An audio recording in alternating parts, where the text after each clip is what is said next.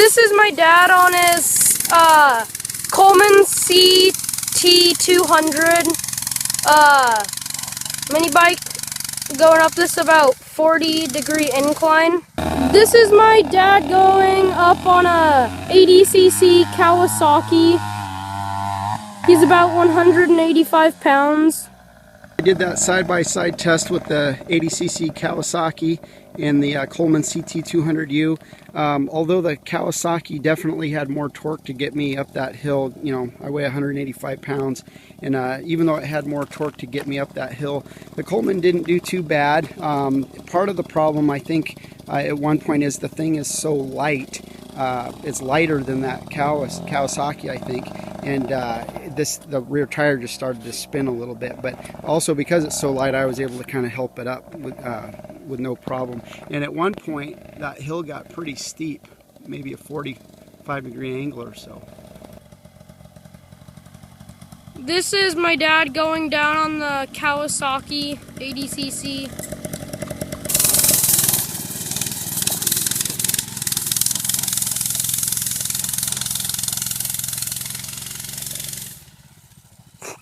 This is my dad on the Coleman C200. He says it doesn't have a front brake, so it kind of slides its way down.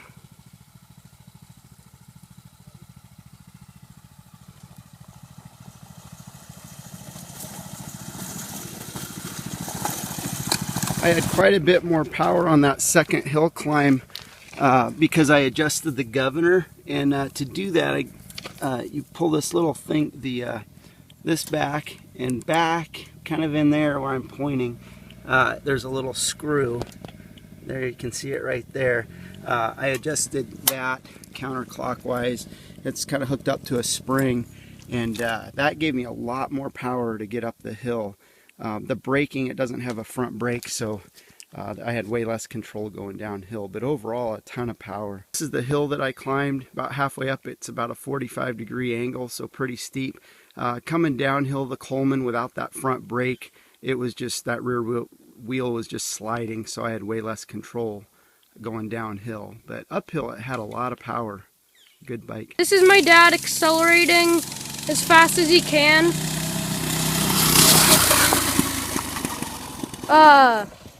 That first milk jug right there was 50 feet, and this one is 100. I'm a pretty new rider. This is the Kawasaki 80cc. This is the Coleman 200cc. This one, I love it. It's a little gradual on the braking. There's no shocks, which is a bummer. Pretty comfortable though. This one, it's a 4-stroke, so it's two-stroke. But I like it, and I love the shocks. It's really comfortable. And the gears, it's a little harder for beginner riders, but you can pick it up in like a day or two, and it's really fun. Yeah. Another thing I like about the Coleman is that it's so light, we can just pick it right up and get it in the truck without any problem at all. And even though the top speed may only be about 25 miles per hour, going on these gravel roads, that's about as fast as I'd want to go anyway. We were just at the motorcycle shop earlier today, and they had ATVs. The cheapest ones for like kids were, it was a used one for $1,300, a couple of those, and then they went all the way up to almost $10,000 for ATVs. And so that's just out of our price range. And so for 649 bucks, you know, brand new, it's a good solid machine. You just can't beat it. Even the mechanic at the shop said that, you know, it's such a basic engine, it's real easy to fix. They can do a lot of the repairs, or you can just fix it yourself with a little, a little bit of learning. And but overall, just a good solid machine for what we want. Trail riding, we're not going to be doing flips and 10-foot jumps and all that, so it's just a good value overall. And the Coleman's really quiet. He's about 100 yards away right now. Now he's about 50 yards away, and at 100 you can barely hear the thing.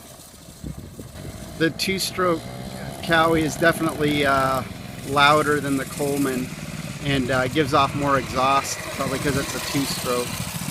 But if you have neighbors close by, the Coleman is definitely quieter. And of course with the Coleman you don't have to mix the oil and gas, which is kind of cool.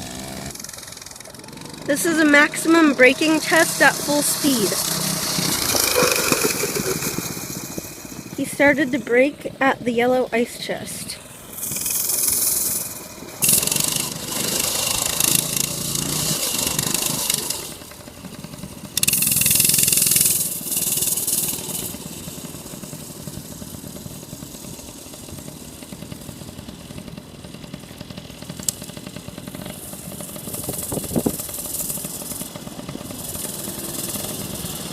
After buying the Coleman, I called their 1-800 number and requested this manufacturer's certificate of origin, and I got this in about a week.